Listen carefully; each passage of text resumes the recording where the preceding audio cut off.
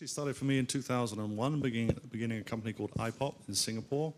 And iPop was specializing in interactive television services, beginning with MTV and ESPN, and then working with Bloomberg and CNBC, and all of the cable broadcasters to help mobilize their assets, to help provide a solution, a monetizable solution for interactivity. And from that, we built into many different live broadcast events as well. So we also worked on the Singapore Idol, first Singapore Idol in 2004, and a regional Asian Idol in 2007, which had a lot of mobility built in. And right up until 2010, where we did Indonesia's Got Talent, and Vietnam's Got Talent, and Thailand's Got Talent, a lot of Fremantle formats. And so we spent a lot of time working in mobile and TV, and trying to find the best way for broadcasters and mobile operators to work together. And that gave us a keen insight into the industry. Roll on to 2010, and a company called InternetQ came in and bought my company, iPop, and they are a very large mobile marketing service provider, but they also do TV stuff as well, like the Eurovision Song Contest across Europe. So the combination of mobile and broadcast for me is my entire vocational history for the last 13 years. It's not as exciting as its pure digital play that Colin's talking about. We're traditional television business. We are in the pay TV space, as you know. We have a channel that we launched in Singapore in December 2013. Very young company, barely 4 months old, and we've rolled out on pay TV networks and platforms like StarHub in Singapore. And we're rolling out the channel hits to other markets in Southeast Asia, Hong Kong, and Taiwan. When Rajat reached out to ask me about this session, I said, it's really tough because we've not yet started monetizing or adding any value on the digital space, but we have started making some inroads, so we can talk a little bit about that. But we're traditional television broadcasters and very excited about the digital future, but very, very married to the pay TV ecosystem where we can monetize legitimately. We cannot ignore the fact that mobility, multiple screens, the fact that your computer screen, your smartphones, your tablets are devices that you're spending far more time, everyone is spending far more time with on a daily basis. And if anyone in the traditional TV broadcasting business is ignoring that, then they can say goodbye to their business in the future. We're very, very focused on that. What I was trying to say is from a monetization perspective, it's really challenging. So we focus a lot on subscription fees and traditional advertising revenues that you get from the TV space. But make sure that our content, our channel, the experience is available for audiences of today and tomorrow on multiple devices, on catch-up, on demand, anywhere. In fact, just to give you an example, we are one of the very few TV entertainment or the general entertainment channels that you can actually watch. If you're a StarHub subscriber, you can watch on your mobile phone or on your computer streaming live on a TV Anywhere service, and it's free. If you're a StarHub subscriber, you just log in with a Hub ID and you can watch a live streaming service. And now, that's the part that a lot of broadcasters in the traditional space need to move to as a fundamental, which is watching stuff wherever they are on any screen. And then coming to the real world of digital where it's on demand, it's mobile, and then we're now working on me and my team are working on a brand called Hits Replay, which is going to launch actually next week in Singapore. And it's 2 levels. One is on the set-top box where you can watch your favorite show on demand, and then you can also watch it on TV Anywhere on demand. Again, it's free. It's built to add value to the ecosystem, and it cannot be ignored that TV audiences want to watch their TV anywhere. So we got to make sure we service them. Well, suffice to say, it's a complicated picture. If you look globally, if you look at obviously Netflix as a fine example, and YouTube as a fine example of over-the-top services, creating new ways of doing business and creating new ways of paying for content.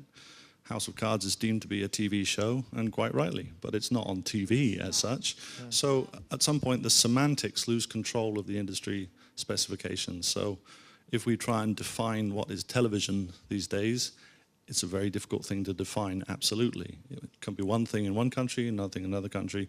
Globally, I might say that television is a presentation layer for all content. But people might say, no, I don't think that works really very well. But it is. It is. It's just a layer you understand how content is delivered to you as an individual. So how do you make the best monetizable strategy for that? The numbers right now, I think the industry is, what is it, $270 billion globally. And I saw in America the breakdown between pay TV and advertising was roughly 50-50. Roughly 50-50. And pay TV had been deemed to save the industry from itself almost in the last 10 years.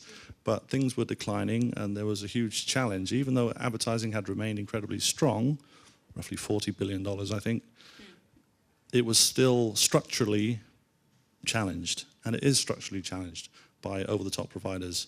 But at the same time, people are creating many new ways of monetizing things, and I'm going to use that word a few times, sorry. There are things which are completely intertwined with TV shows. I think there's a shopping website now which completely synchronizes with the clothes that are being put into TV programs, and you immediately go to that shopping site or shopping app, click on the TV show you like, click on the dress that you like that the person is wearing, and you buy that dress. That is one way of monetizing outside the box. There are some very interesting efforts going into how money is made in and around TV formats. And I think that our creativity is completely unlimited in that regard. And actually it's a very exciting time for you to think about ways of experimenting and opening up this content and this relationship to your end users. Because once you have the relationship, you have an incredibly valuable thing which you can in turn use for your business. So I'm working at a slightly higher level, I think. The structural part of the industry is changing, yes. Operationally, we're still unlimited in how we define how the money is made. Yeah, actually, I totally agree with Colin. When you talk about TV just being a means of getting the content out there, that's exactly what it is. And for decades, it's been the only option. We talk multi-screen, it's ultimately a showcase of audiovisual content and entertainment and engagement, and that can be anywhere. So really, the word TV, and new words like TV everywhere, these are all coined just because your traditional screen has been a television. Having said that, as Colin said, it's fairly complicated structurally. You have the content that's developed by professionals, high-end creative writers, directors, producers, whether it's Hollywood, whether it's Korean drama, whether it's Bollywood, Chinese content, and ultimately these cost a lot of money to make.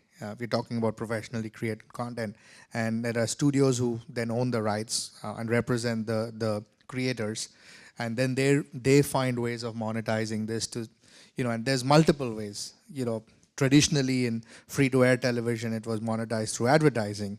Then comes pay TV 4 decades ago, and then it's monetized through subscription. I don't think in the digital world anything changes, apart from the ability of the technology to make a lot more engagement happen and a lot more ease of user interface. The fundamentals have to stay the same. Is there a critical mass of audience that can watch the channel and either get utilized as audiences for which advertisers pay for, or they pay for directly as subscription?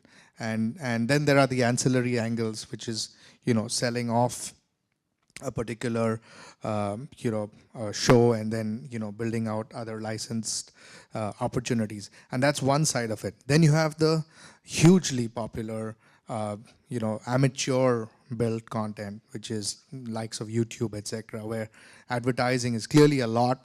Even professional content creators utilize free to market their products and generate excitement so that they can finally generate the subscription revenues or advertising revenues. So I think they're all completely intertwined. Monetization can happen at one level, but a value-added service needs to happen in another.